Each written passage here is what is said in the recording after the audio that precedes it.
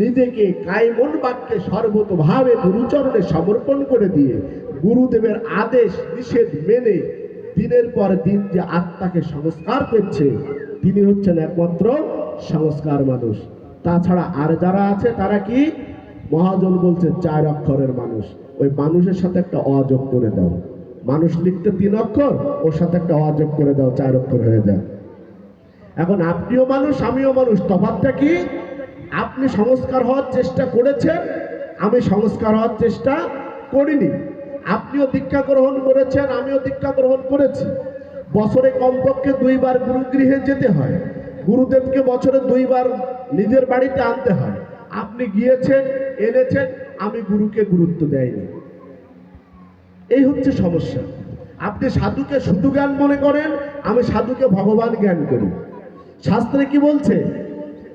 যে আচার্যবাং বিজানিয়েত না অবমান্যতে কহিচিত না মর্ত বুদ্ধস্যেত সর্বদেবময় গুরু। ভগবান নিজে মুখে বলছে। কাকে? উদ্ধবকে বলছে। কি বলছে? যে উদ্ধব, গুরুদেবকে কখনো সাধারণ মানুষ জ্ঞান করে না, কারণ গুরুদেব সর্বদেবময়, সমস্ত দেবতা গুরুতে আছেন। আমরা দেব দেবতাতে যতটুকু ভক্তি করি, যতটুকু বিশ্বাস করি, আমরা গুরুকে ততটুকু বিশ্বাস করি না। গুরুদেব আমার বাড়িতে আছে, আমার ছেলে মেয়ের কোনো সমস্যা, একটু বাতাস লেগেছে, একটু কাশ থেকে একটু জ্বর, আমরা পাশের বাড়ির ওই কালীর থান, শিবের থান, অমুক থান, তমুক থান, সেখানে গিয়ে জল মাটি এনে খাওয়াচ্ছি। কিন্তু আমার বাড়িতে যে সাক্ষাৎ ভগবান বসে আছে, 33 কোটি দেবতা যার অঙ্গে বিলীন হয়ে আছে, সে বস্তুকে অবজ্ঞা করছে। বলছে না যে বাবা আপনার চরণখানি দেন। গুরুদেবের চরণ ধরতে করে সেই চরণামৃত যে আমি আমার সন্তানের মুখে দিব, যে এতে আমার সন্তান সুস্থ হবে, এই বিশ্বাসটুকু আমাদের হৃদয়ে নেই। এত বড় মূর্খতার জগতে বাস করি, অজ্ঞানতার অন্ধকারের জগতে বাস করি। শাস্ত্রে কি বলছে? হরির প্রতি মহান বৈষ্ণব ঠাকুর, দর্শন স্পর্শন সেবা কর্তব্য প্রচুর। সাক্ষাৎ ভগবানের প্রতিমূর্তি হচ্ছে বৈষ্ণব, কিন্তু সেই বৈষ্ণবকে সেবা পূজা শ্রদ্ধা তো করবো, কিন্তু সেটা তো করি না। আরো চায়ের দোকানে বসে বা অন্য জায়গায় বিভিন্নভাবে চলতে উঠতে বসতে আমরা বৈষ্ণবদের নিন্দা, বৈষ্ণবদের অবজ্ঞা, অপমান এগুলো করতে পারলে ছাড়ি না। কিন্তু এগুলো ঠিক নয় বাবা। আর এখানে সমস্যা আছে। আমাদের মতো যারা সাধু, যারাই আমরা সমাজকে সংস্কার করার দায়িত্ব নিয়েছি, আমাদের গোড়ায় গন্ডগোল। কারণ আমি নিজে এখনো পর্যন্ত সংস্কার হতে পারিনি। পেরেছি? আমরা নিজে সংস্কার হতে পারিনি। আমার এই গুদামে পোকা ধরা, তার এখান থেকে যত মাল ছাপলাই হচ্ছে, ওই পোকা ধরা বীজ ছাপলাই হচ্ছে। যে চাষি নিয়ে বপন করছে, তার ফসলটাও কি হচ্ছে? ওই পোকাই ধরা ফসল। দোষটা যথার্থ সাধারণ মানুষের নয়, দোষ হচ্ছে কাদের? এই আমাদের মতো সাধু, যারা সমাজকে সংস্কার করার জন্য সেই উচ্চ আসনে উপবেশন করে আছে। নামে নামে শুধু সম্মানটুকু চাইছি, কিন্তু আমি আমার দায়িত্বটুকু যথার্থভাবে পালন করছি না। যদি করতাম, তবে আজকে আমাদের এই সমাজের অবস্থা এরকম হতো না। সর্বশেষ এই গৃহের গুরু আচার্য যিনি, উনি বললেন যে চৈতন্য মহাপ্রভু ঝাড়িখণ্ডের জঙ্গল দিয়ে গিয়েছিল, কোথায় এই কথাটা একটু বলবে। জানেন যে কলিযুগের ভগবান এত বড় প্রেমিক ভগবান, শুধু এই মানুষকে কৃপা করেননি, তিনি পশু পক্ষী কাউকে বাদ দেননি। তিনি একবার বৃন্দাবনে যাবেন, যেতে গেলে কি প্রসিদ্ধ পথ, মানে নির্ধারিত পথ, একটা নির্ধারিত পথ আছে না, আমরা যেতে গেলে সেই নির্ধারিত পথ না দিয়ে যাচ্ছেন কোথায়? জঙ্গলের ভিতরে দিয়ে। কোন জঙ্গল? ঝাড়িখণ্ডের জঙ্গল। যেতে যেতে কি করছেন?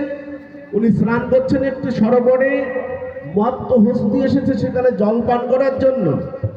মহাপ্রভু হরে কৃষ্ণ মহামন্ত্র জপ করতে করতে, কৃষ্ণ কৃষ্ণ বলতে প্রেমানন্দে উনি মনে করছেন যে উনি বৃন্দাবনে আছেন। জল নিয়ে হস্তির গায়ে ফেলে দিয়ে বলছে, হস্তি কৃষ্ণ কৃষ্ণ বলো। হস্তি কৃষ্ণ কৃষ্ণ বলেছে। জঙ্গলের ভিতর দিয়ে হেঁটে যাচ্ছে, ব্যাঘ্র শয়ন করে আছে পথের উপরে। মহাপ্রভু প্রেমানন্দে নৃত্য করতে করতে বাঘের লেজের উপরে পা দিয়েছেন।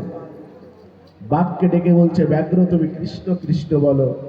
সঙ্গে সঙ্গে বাঘ কৃষ্ণ কৃষ্ণ বলেছে।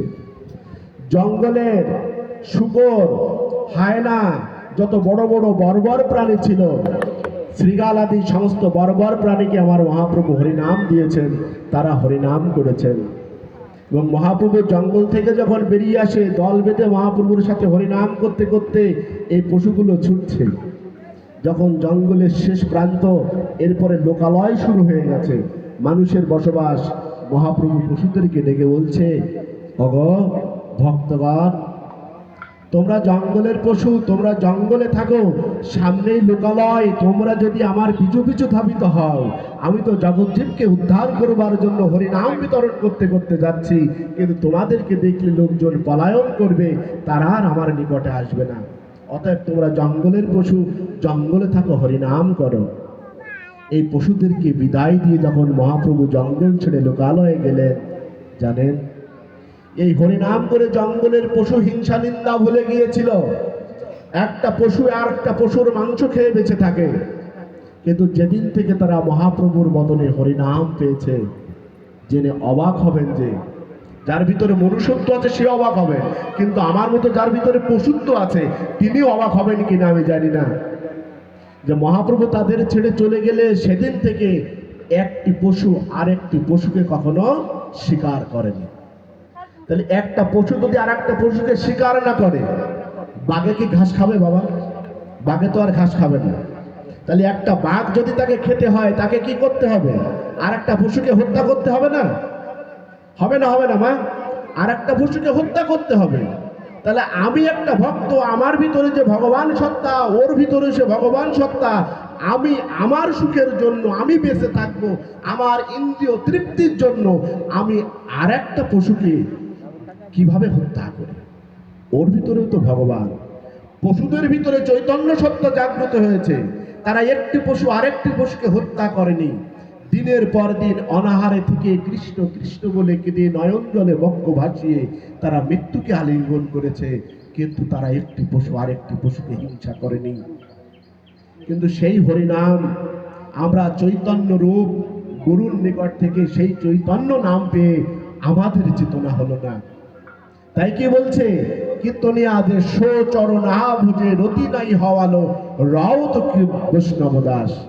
কীর্তন শুনে শুনে কি করি, যে ওই কীর্তনিয়া ও বাবা খুব ভালো গেয়েছে, ওনার সুনাম করে চলে আসে, তো ওদের দলটা খুব ভালো গাইলো, কিন্তু ভালো যে কি গাইলো, যে পদ গাইলো সেই পদের পদার্থ যে কি সেটা উপলব্ধি করে দেখে না।